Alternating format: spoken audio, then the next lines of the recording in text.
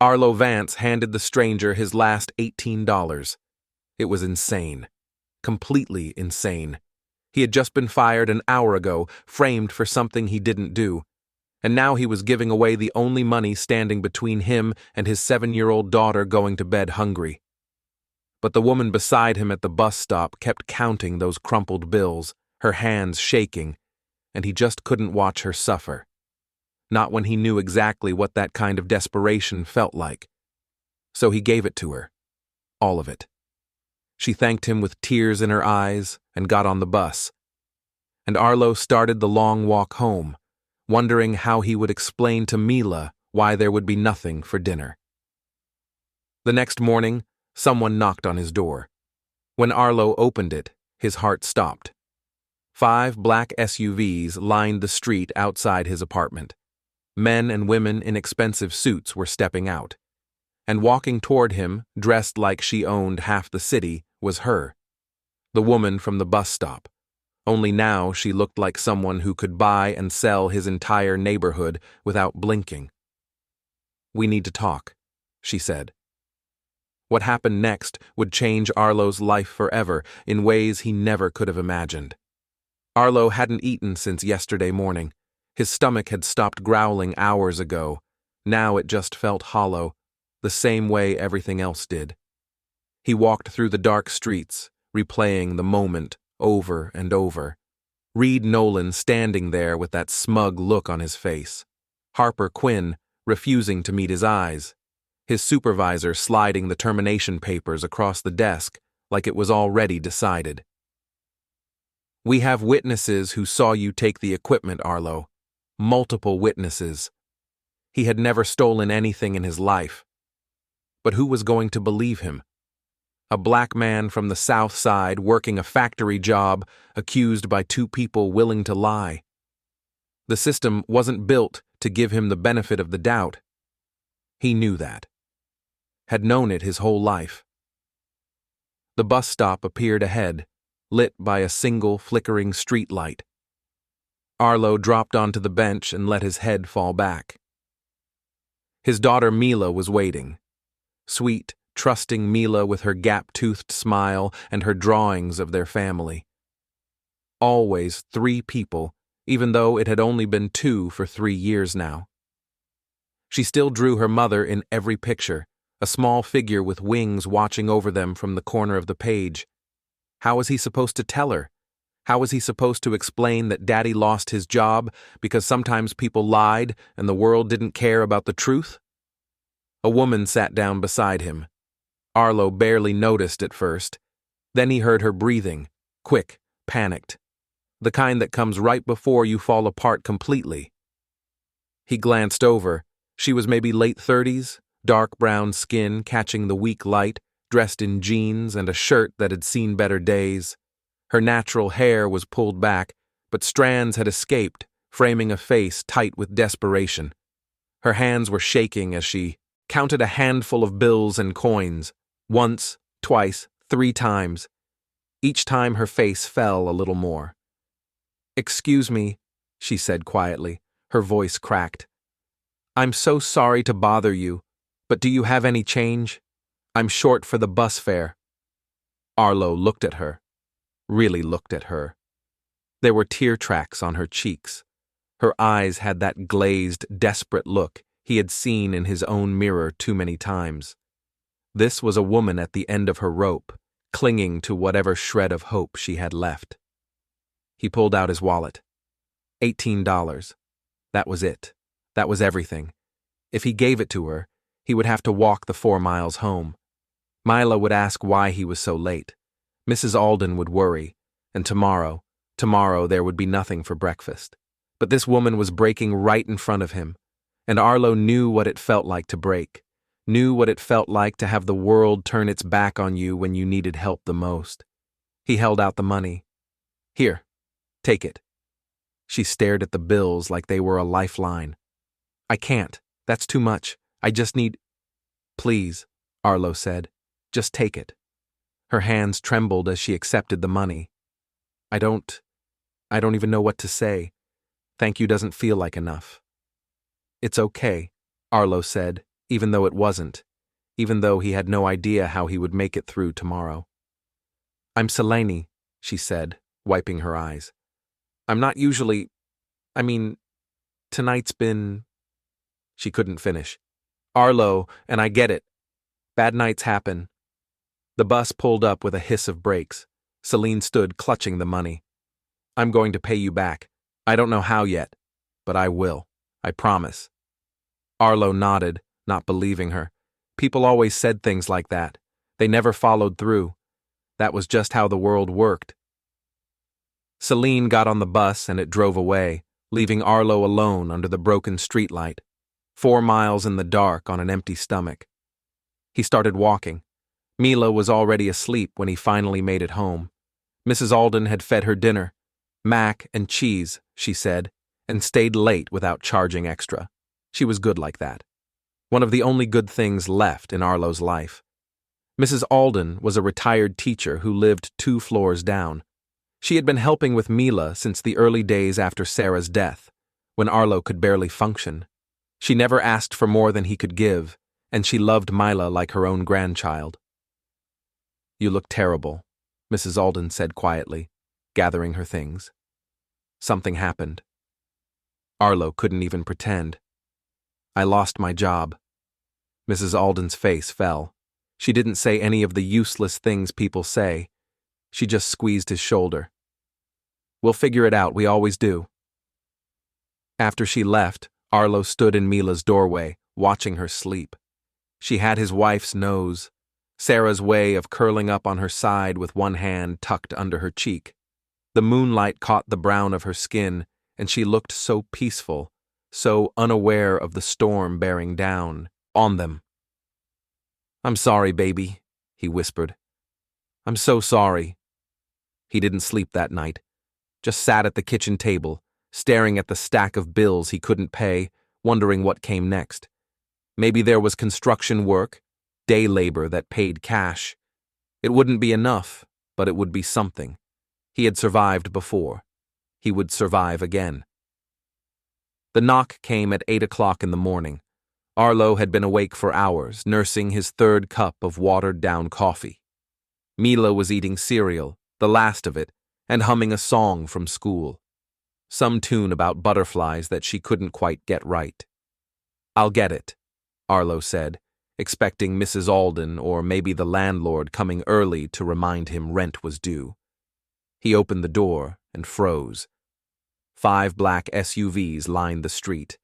Actual SUVs, the kind with tinted windows and chrome that caught the morning sun. People in suits were standing beside them, men and women who looked like they had stepped out of a corporate magazine. And walking up his cracked sidewalk, dressed in a charcoal suit that probably cost more than his rent, was Selene, the woman from the bus stop. But she didn't look anything like the broken person who had counted change with shaking hands. She looked powerful, confident, like someone who could make or break lives with a phone call. Her natural hair was styled perfectly, her makeup flawless, her posture radiating authority. "Hello, Arlo," she said. His mouth wouldn't work. He just stood there, aware of how shabby his apartment must look, how he was still in yesterday's clothes, how Mila was calling from inside, asking who it was. "Can we talk?" Selene asked. "I promised I'd pay you back." Arlo finally found his voice. "You didn't have to. I mean, it was just—" He gestured helplessly at the SUVs. "What is all this?" "My security team, my assistant, my attorney."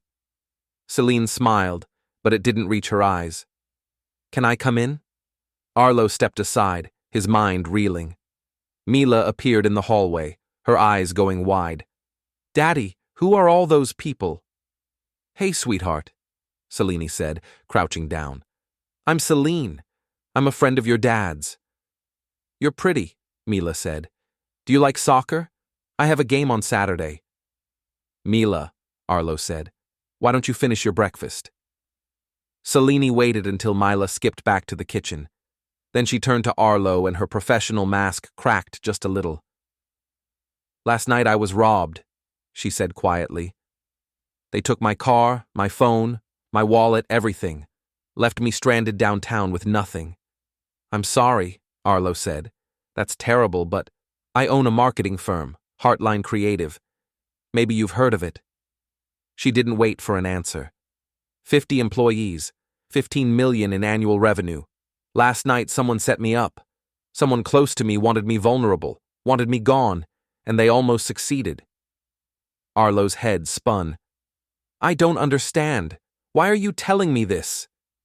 Celine's eyes locked on his. Because when I had nothing. When everyone else walked past me like I was invisible, you gave me everything you had. A complete stranger. You gave me your last dollar. It was $18, Arlo said weakly. It was everything, Celine corrected. And now I want to know why. Why did you do it? Arlo sank onto the couch. I don't know. You looked like I felt. Like the world had just taken everything and you were barely hanging on. I couldn't just walk away. Even though you just lost your job? Arlo's head snapped up. How did you? I do my research. Celine's voice was steady. I know you were fired yesterday. I know it wasn't your fault. And I know you're raising your daughter alone. She sat across from him. Tell me what happened. So he did. The whole miserable story spilled out. Sarah's death 3 years ago, the cancer that took her in 8 months, the struggle to keep Mila fed and clothed, the job at the factory that barely paid enough, Reed Nolan and Harper Quinn's lies, the termination he couldn't fight because his word meant nothing against 2 people willing to commit perjury. Celine listened without interrupting. When he finished, she was quiet for a long moment. I need someone I can trust, she finally said. Someone with integrity. Someone who does the right thing even when it costs them everything. She leaned forward. Come work for me, Arlo. Help me find out who betrayed me, and let me give you the second chance you gave me. Arlo stared at her. You're offering me a job? A real one. Full benefits. Salary that'll let you take care of Mila the way she deserves. Celine's expression softened. I'm not doing this out of pity. I'm doing it because last night you showed me who you are. And that's exactly who I need on my team. Mila appeared in the doorway again, staring at Celine with wide eyes full of hope. Arlo looked at his daughter, then at Celine, then at the life he had been trying so hard to hold together with both hands. Okay, he said. Yes, I'll do it. Celine smiled, a real smile this time. Good, because we have a lot of work to do. Arlo's first day at Heartline Creative felt like stepping into another universe. The office occupied 3 floors of a glass building downtown. Everything gleamed, polished marble, modern art on the walls, floor-to-ceiling windows overlooking the city. People moved through the halls with purpose, their voices confident, their clothes expensive. Arlo felt like an imposter in his department store shirt and borrowed tie. He was acutely aware of the looks he got, the whispers that followed him. Who was this guy? Why was he here? Celine met him in the lobby herself. Ignore the looks, she said quietly. Half these people wouldn't last a day in your shoes. Come on.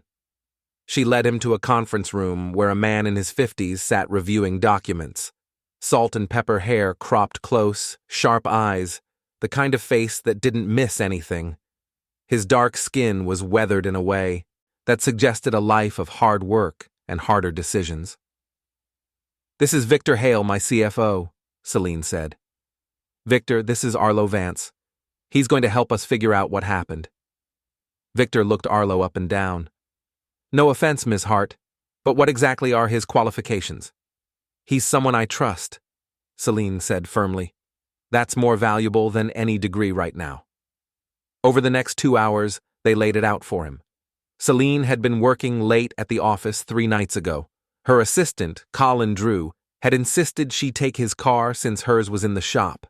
She had driven to a client dinner downtown, and when she came out, the car was gone. Her phone had been in it. Her wallet. Everything.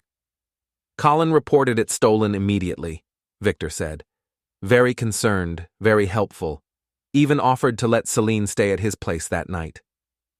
But you didn't, Arlo said, looking at Seleni. Something felt off, she admitted. The timing was too convenient. And when I checked my credit cards the next morning, someone had tried to use them at 3 different locations, like they were testing the limits before the accounts got frozen. Arlo leaned back. You think Colin set it up? I think someone did, Selene said carefully. And Colin's the obvious choice. But I need proof before I accuse him. He's been with me for 4 years. If I'm wrong, you destroy an innocent person's life, Arlo finished. He knew exactly how that felt. Exactly. Selene slid a folder across the table. This is everything we have so far.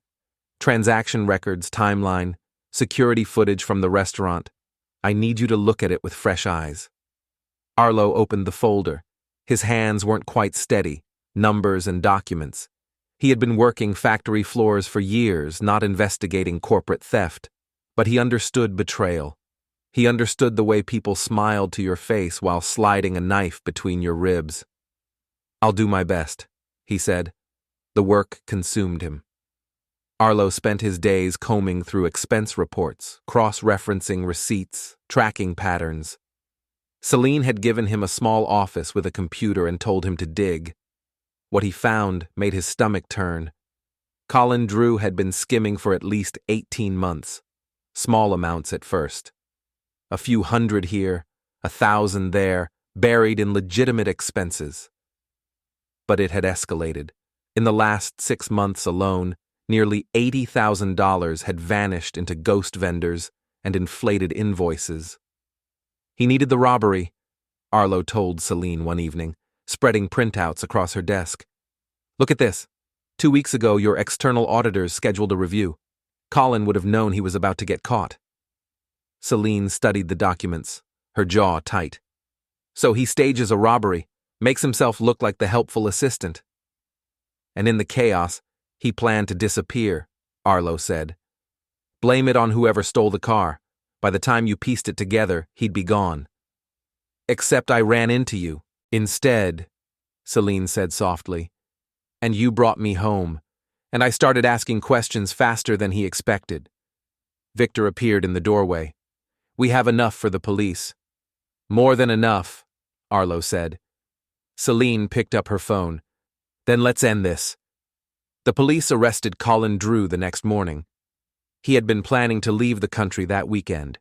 They found the tickets on his computer, a one-way flight to a country without extradition.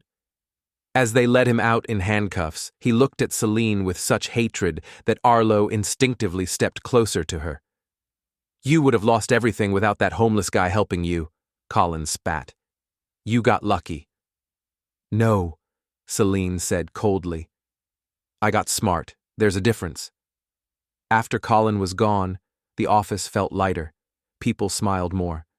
Selene walked the halls without the weight of betrayal on her shoulders, and somehow, in the middle of all of it, Arlo had become part of the team. Not just the guy investigating fraud, an actual employee. People asked his opinion in meetings. They invited him to lunch. Victor clapped him on the shoulder and called him a natural. For the first time in 3 years, Arlo felt like himself again, like maybe the world hadn't completely given up on him. Daddy, is Selene coming to my game? Mila bounced on her toes, her soccer uniform slightly too big, her cleats tied in uneven bows. It was Saturday morning, and the field was packed with parents setting up folding chairs and kids warming up.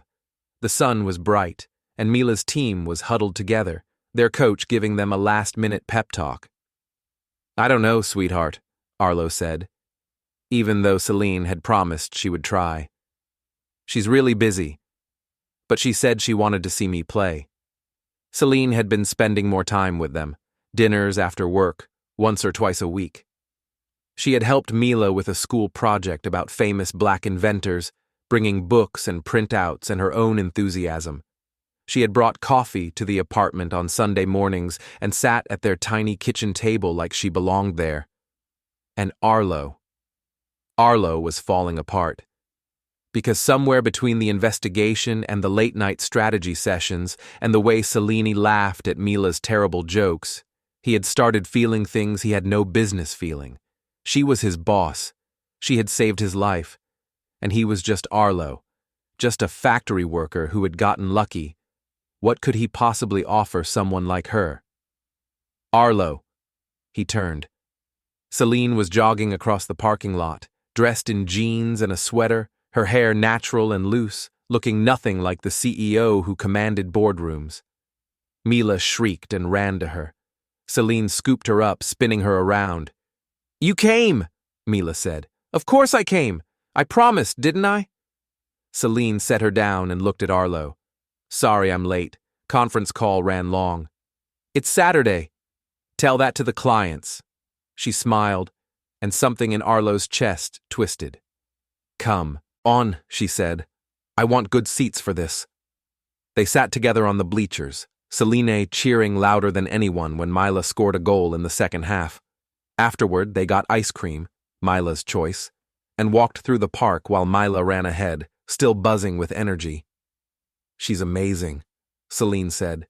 "You're doing an incredible job with her." "I'm trying," Arlo said. "Some days are harder than others." "I can imagine." Selene was quiet for a moment. "My parents divorced when I was 8. My dad disappeared, just gone one day. My mom worked 3 jobs to keep us fed. She watched Mila climb a tree, fearless. I built my company because I never wanted to feel that powerless again. But watching you two, I think maybe I've been missing the point." "What do you mean?" "Power doesn't mean anything if you're alone." Selene's voice was soft. "You have something I've been chasing my whole life. You have family, love, purpose beyond a profit margin." Arlo's heart hammered. "Selene! Selene, look!" Mila called. "I'm a monkey!" The moment broke. Selene laughed and waved, but when Arlo glanced at her, she was still looking at him, and the air between them felt electric. They were in dangerous territory now, and Arlo had no idea how to step back. Over the next month, the lines blurred completely. Selene came to every soccer game. She taught Mila how to braid hair, something Arlo had never mastered despite years of trying. She brought groceries when she visited, fancy things Arlo couldn't afford, and pretended it was no big deal. Mila started drawing pictures of 3 people again: her, Daddy, and Selene. And Arlo was terrified, because he was in love with her, completely, irreversibly in love. And he had no idea if she felt the same way, or if he was just a charity project that had gotten out of hand. He couldn't risk it. Couldn't risk losing the job that had saved them. Couldn't risk Mila getting attached to someone who might walk away. But every time Selene smiled at him, every time her hand brushed his, every time she looked at Mila like she was something precious, Arlo was drowning, and he didn't know how to save himself. The breaking point came on a Tuesday. Mila had drawn another picture at school.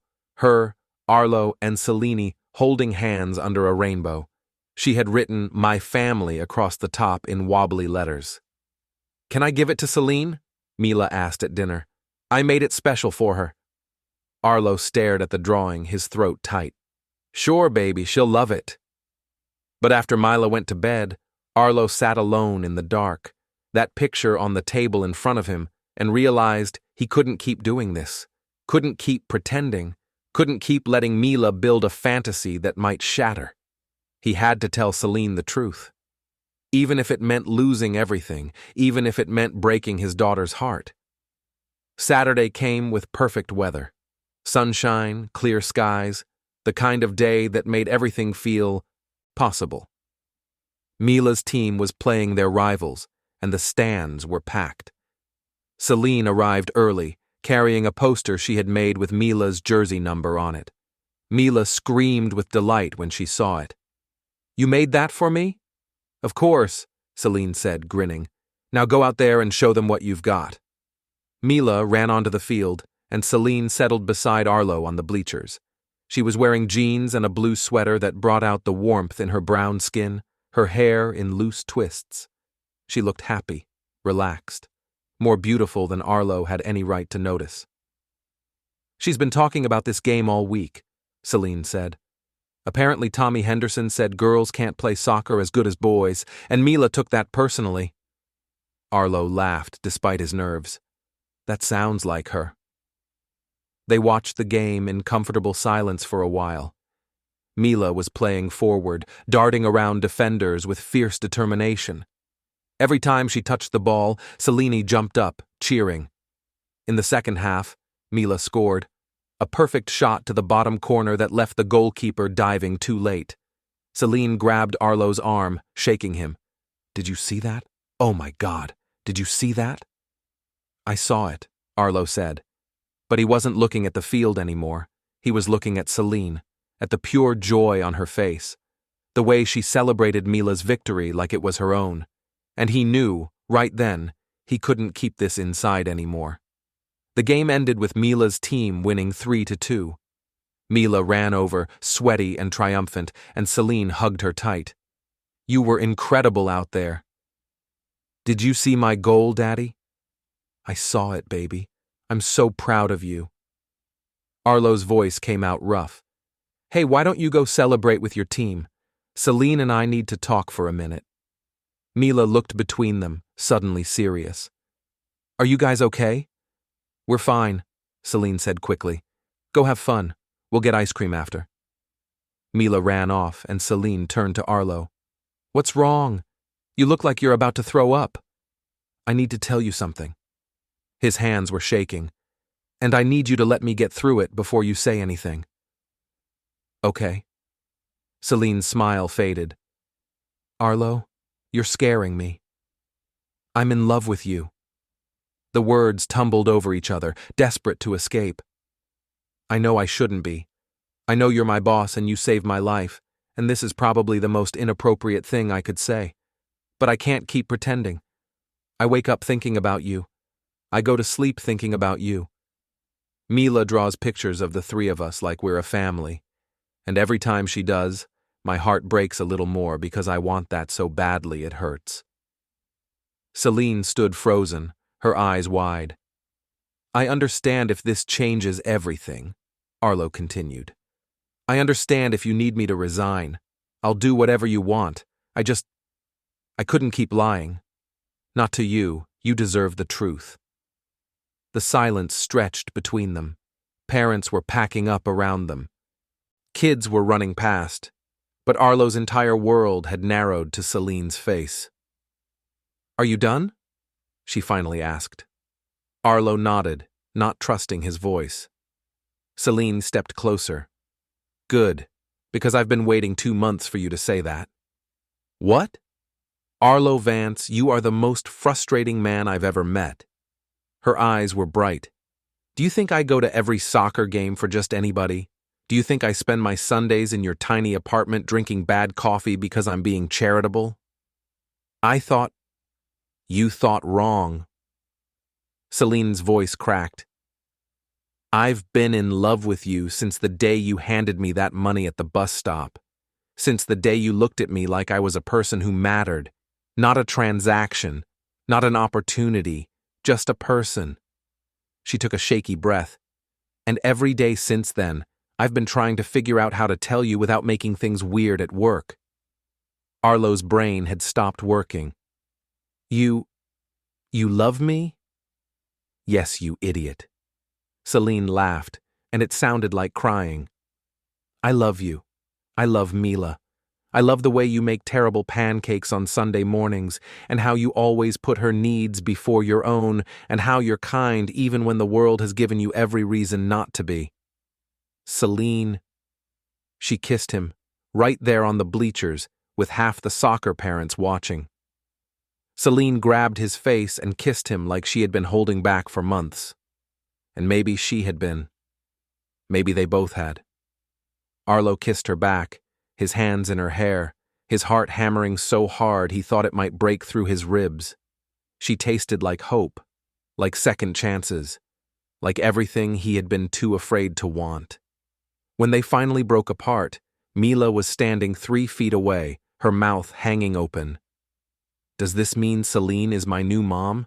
Selene burst out laughing. Arlo buried his face in his hands. "How about we start with girlfriend and see how it goes?" Selene said, pulling Mila into a hug. "Can we still get ice cream?" Absolutely. 1 month later, Arlo proposed. It wasn't fancy. No restaurant, no elaborate plan. Just the three of them in the park where they had walked that first day after Mila's game. Mila had picked wildflowers and woven them into a crown for Selene. And when Selene put it on, laughing, Arlo realized he couldn't wait another second. He got down on one knee right there in the grass. "I don't have a ring yet," he said, "and I know this is fast, but I've lost enough time in my life. I don't want to lose any more. Selene Hart, will you marry us?" Selene's hands flew to her mouth. "Us?" Mila nodded seriously. "We're a package deal." "Yes," Selene said, tears streaming down her face. "Yes, I'll marry you. Both of you." Mila shrieked and tackled them both, and they collapsed in a heap on the grass, laughing and crying and holding on to each other like they would never let go. The wedding was small, just close friends and family in Selene's backyard. Mrs. Alden was there, dabbing at her eyes with a handkerchief. Victor Hale stood as Arlo's best man, gruff and proud. Mila was the flower girl, taking her job very seriously, scattering petals with intense concentration. When Arlo saw Selene walking toward him in her simple white dress, her eyes locked on his. He thought about the night at the bus stop. The night he had given away his last $18 because he couldn't stand to watch someone suffer. He had thought he was giving her everything he had, but really she had been the one giving him everything. A job, a future, a family, a life worth living again. "You okay?" Selene whispered when she reached him. "I'm perfect," Arlo said. And for the first time in 3 years, he meant it. 6 months later, they were walking through that same park, Arlo, Selene, and Mila. The evening sun painted everything gold, and Mila was running ahead, chasing butterflies. "Daddy, look! Selene, come see!" Selene squeezed Arlo's hand. "She's going to be a scientist, or an explorer, something that involves running everywhere." "As long as she's happy," Arlo said. They walked in comfortable silence, watching their daughter discover the world. Arlo thought about everything that had led to this moment. The job loss that had felt like the end. The stranger on the bench who had needed help. The choice to give when he had nothing left to give. "You know what's funny?" Selene said. "If Colin hadn't set me up, if I hadn't been robbed that night, we never would have met. Don't give him credit for this." "I'm not." Selene smiled. "I'm just saying, sometimes the worst moments lead to the best things. Sometimes you find exactly what you need when you stop looking for it." She leaned her head on his shoulder. "I spent my whole life building walls, protecting myself, telling myself I didn't need anyone. And then you came along with your $18 and your kind eyes and you just..." She laughed softly. "You wrecked everything I thought I knew." Arlo kissed the top of her head. "Good. Can we get dinner?" Mila ran back to them, breathless and grinning. "I'm starving." "Pizza?" Selene suggested. "Always pizza," Mila said. They walked toward the car, Mila between them, holding both their hands. Just a normal family on a normal evening. Nothing special, everything special. Because sometimes the smallest acts of kindness change everything. Sometimes giving someone your last dollar means getting back more than you ever imagined. And sometimes, when you're at your lowest point, when you think there's nothing left worth fighting for, that's when life surprises you. That's when you realize the story isn't over. It's just beginning. Arlo looked at his wife, at his daughter, at the life he had somehow stumbled into. A year ago, he had been alone in the dark, wondering how he would feed his child. Now he had more than he had ever dared to dream. "I love you," he said to Selene. She smiled, that smile that still made his heart skip. "I love you too." And Mila, holding tight to both their hands, grinned up at them. "I love you three." They laughed, all of them, the sound carrying across the evening air. 3 people, connected by chance and choice, and something that felt like destiny. A family, built from nothing, built from kindness, built from love, and they walked on into whatever came next, together.